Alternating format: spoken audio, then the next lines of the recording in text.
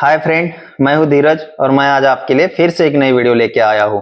इस वीडियो में मैं आपको इस टाइमर के बारे में बताऊंगा। आपको बहुत तरीके के बाहर जैसे टाइमर देखने को मिल जाते हैं, लेकिन हमें जैसे जनरली इंडस्ट्री में क्या होता है, तीन प्रकार के टाइमर देखने को मिल जाते हैं। एक रहता है ऑन डिले टाइमर, और एक रहता है जैसे ऑफ डिले टाइमर, और एक रहता है आपका साइक्लिक टाइमर। तो क्या होता है, जैसे आपका साइक्लिक टाइमर रहता है वो जैसे आधे आधे घंटे बाद उसको किसी चीज को चालू करके बंद करते रहता है। जैसे एग्जांपल के लिए आप देखिए क्या होता है, एक आध जैसी बड़ी मशीन को आधे आधे घंटे बाद थोड़ा थोड़ा अगर ग्रीसिंग वगैरह करना रहता है तो उसमें जैसे एक आध एचपी की मोटर लगा दी जाती है ग्रीस पंप के साथ।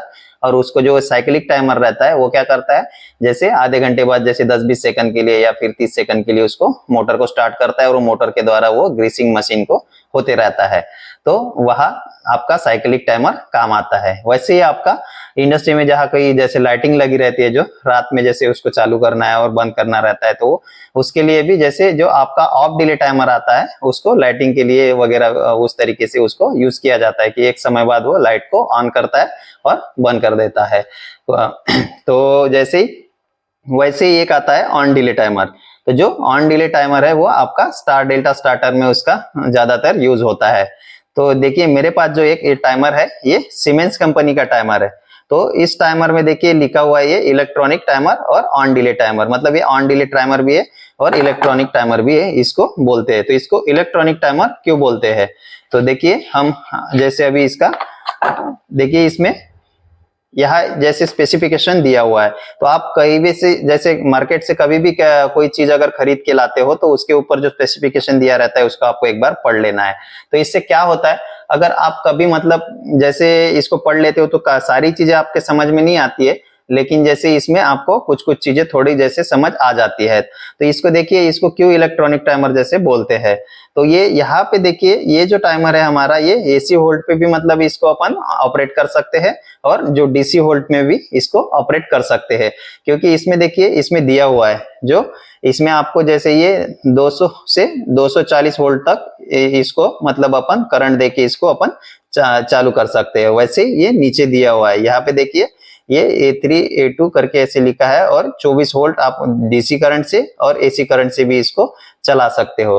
तो क्या होता है देखिए इसमें जो है अभी इस टाइमर में आपको छह टर्मिनल दिया हुआ है। ये यहाँ पे देखिए 1 2 3 ऊपर दिया है और 3 नीचे दिया है।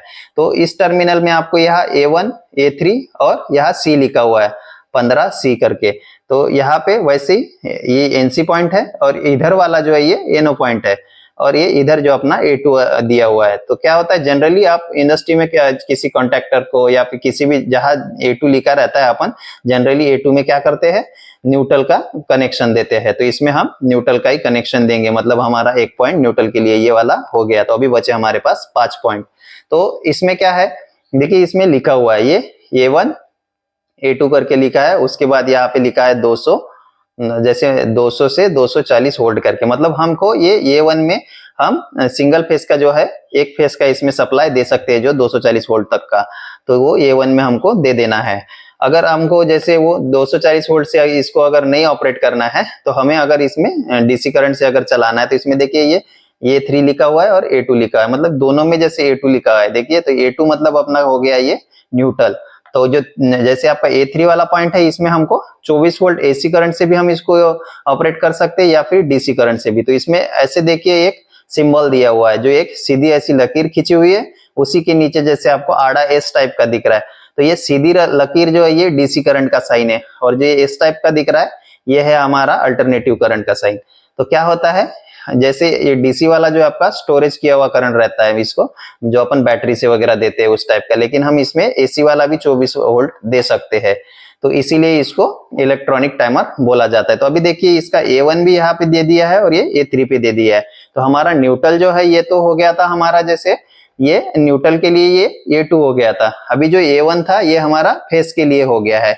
अगर इसमें अभी ये A3 दिया है, तो इसमें क्या है, जिसको मतलब ये 24 वोल्ट में इसको चलाना है, वो 3 वाले पॉइंट में इसका कनेक्शन करेगा। उसका जो प्लस रहता है बैटरी का, जैसे प्लस रहेगा, या फिर आप एसी करंट से इसको 24 वोल्ट दे सकते हो, तो उससे तो ये तीसरे वाले पॉइंट में देंगे। तो हमें इसमें जैसे पैनल के अंदर इसका कोई काम नहीं होता है। और ये जैसे हम इसको चलाना है तो क्या करेंगे, इसमें सिंगल फेज का सप्लाई देंगे A1 में, और न्यूट्रल हमारा A2 में, और जो बचता है हमारा अभी ये C पॉइंट, तो ये है हमारा कॉमन 15 नंबर का। तो जो कॉमन वाला पॉइंट है, देखिए यहाँ इसके ऊपर, देखिए इसके ऊपर जो है यहाँ पे ये डायग्राम दिया हुआ है। तो यहाँ पे देखिए ये 15 नंबर का ऊपर लिखा हुआ है, ये 15 नंबर है, तो ये 15 नंबर हमारे यहाँ C लिखा हुआ है, तो ये मतलब कॉमन पॉइंट हो गया। तो जब आप इसमें सप्लाई देंगे A1 में, तो यही से एक ऐसा लूपिंग यहाँ पे ऐसा, मतलब इधर से एक इसको लूपिंग दे देंगे जो 15 में, तो ये कॉमन पॉइंट से हमारा सप्लाई होता हुआ जैसे इसमें दिखाया है, देखिए 15 से हमको 16 में मिलेगा। तो हमारा 16 वाला पॉइंट क्या है, ये NC पॉइंट है।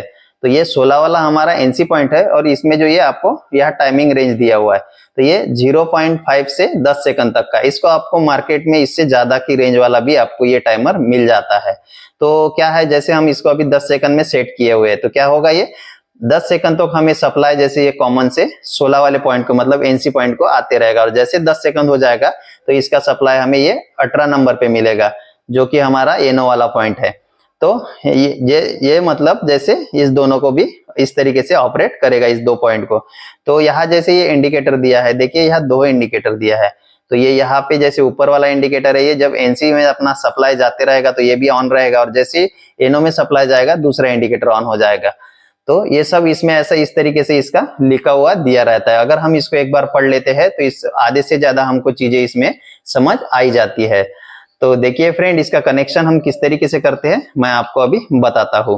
तो क्या होगा, हमें पहले इसमें सप्लाई दे देना है, इसमें फेस देंगे A1 में, और उसके लिए लूपिंग यहाँ से ये कॉमन में कर देंगे, और जो न्यूट्रल रहेगा ये इसमें A2 में लगाएंगे। तो ये हमारे पास अभी एक बोर्ड है, इसी से हम इसका जैसे कनेक्शन करके इसको ऑपरेट करके देखेंगे।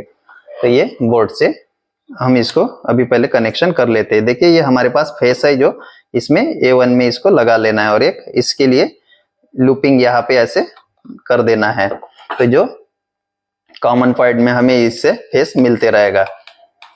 इसी तरीके से हम जब पैनल के अंदर भी कनेक्शन करते हैं, तो जो पैनल का जो फेस आता है, हम उसको जैसे ऑन वाली बटन से इसका कनेक्शन, जिससे अपन स्टार्टर ऑन करते हैं वहां से एक वायर लेके इसमें कॉमन में उसका कनेक्शन करते हैं, और यहाँ से ऐसे ही लूपिंग दे देते हैं।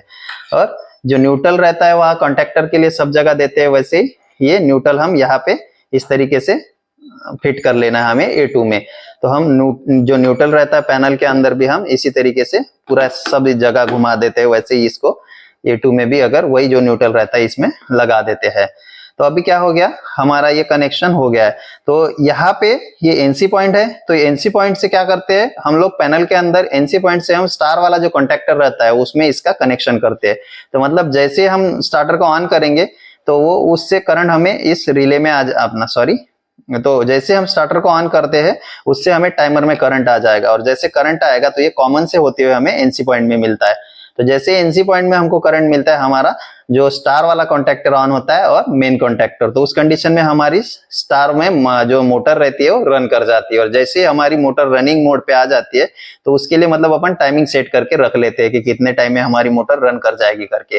तो जैसे अभी अपन 10 पे सेट कर लिए, तो 10 सेकंड तक मान के चलो अभी हमारी मोटर रन कर गई। तो उसके बाद जैसे 10 सेकंड होगा ये NC पॉइंट को बंद करके NO को चालू करता है।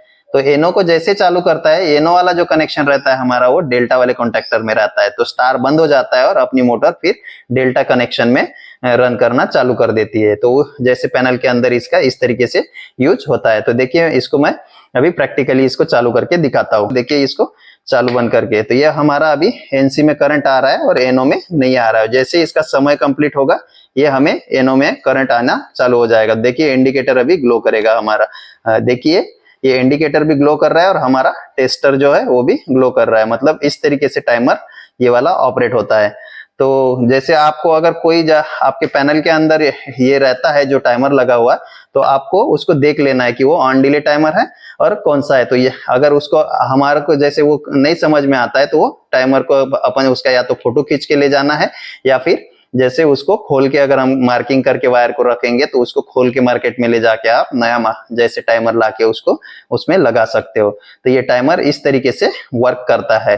अगर आपको इसमें और भी कोई क्वेश्चन बचता है तो आप मेरे को इसमें जैसे कमेंट करिए, मैं उसका जवाब आपको दूंगा। Thank you.